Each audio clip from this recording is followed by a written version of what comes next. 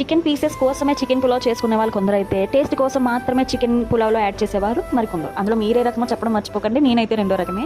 బిర్యానీ కానీ పులావ్ కానీ చాలా ఇష్టంగా తింటారు కదండి అందరూ. సో మరి అలాంటి ఈజీ అండ్ టేస్టీ అయిన పులావ్ నేను ఎలా చేస్తానో చూడండి. ముందుగా బాండి పెట్టుకొని అందులో 1 టేబుల్ స్పూన్ నెయ్యి వేసుకోండి. 2 to 3 టేబుల్ స్పూన్స్ ఆయిల్ కూడా వేసి బాగా వేగిన తర్వాత స్పైసెస్ అన్ని 2 చొప్పున వేసుకొని కొంచెం ఒక ½ టీ స్పూన్ అంత జీరా కూడా యాడ్ చేసుకోండి. టేస్ట్ అనేది బాగుంటుంది. అవి బాగా వేగిన తర్వాత ఒక ఆనియన్, ఒక టొమాటో అండ్ 5 to 6 పచ్చిమిరపకాయలు. ఇక్కడ పచ్చిమిరపకాయలు అనేది చూసి వేసుకోండి, ఎందుకంటే ఇంట్లో కొంచెం మనం కారం కూడా వాడతాం కాబట్టి చూసి అడ్జస్ట్ చేసుకోండి.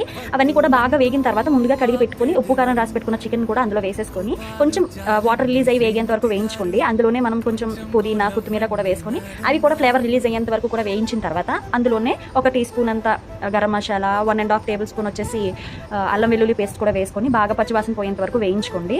వేయించుకున్న తర్వాత ఇందులో కొంచెం టేస్ట్ ఎన్హాన్స్ అవ్వడానికి డ్రై కోకోనట్, అది ఎండు కొబ్బరి ఉంటుంది కదా, అది కొంచెం పౌడర్ చేసుకుని ఒక 2 to 3 టేబుల్ స్పూన్స్ కూడా వేసుకుంటే టేస్ట్ బాగుంటుంది.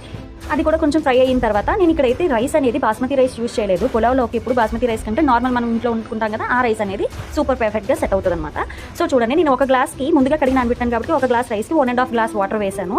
వేసి బాగా కొంచెం ముందుగా రైస్ వేసిన తర్వాత బాగా కొంచెం ఫ్రై అయిన తర్వాత అప్పుడు వాటర్ యాడ్ చేయండి. వాటర్ యాడ్ చేసిన తర్వాత ఈ స్టేజ్లో ఉప్పు కారం అనేది మనం అడ్జస్ట్ చేసుకోవచ్చు. మూత పెట్టుకొని 10 minutes హై ఫ్లేమ్లో, 10 minutes లో ఫ్లేమ్లో అయితే మన easy and tasty pulao ready. Try చేసేలో చెప్పడం మర్చిపోవద్దు. బాయ్.